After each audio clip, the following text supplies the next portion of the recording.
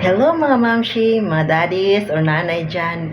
Kahit busy-busy ka, may full-time job ka, pwede mo iting isingit na nakikita kung trending ngayon sa social media mamshi, no? Taga-reply na ng client, atin ka lang ng free orientation ngayong gabi. May 5 slots pa ako natitira mamshi, no? Kasi limited lang talaga as me how kasi ibibigay ko sa iyo free lang.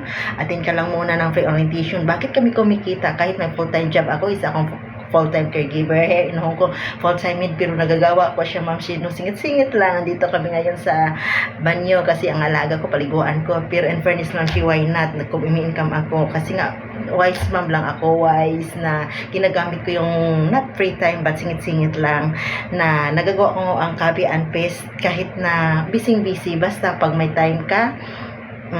Ask me how, ibibigay ko sa iyo libre lang sa iyo inbox ma'am si kasi nga limited lang, hari-hari kasi may promo kami this month, baka ikaw ang mabibigyan namin ng promo sa iyo in my inbox. Bye!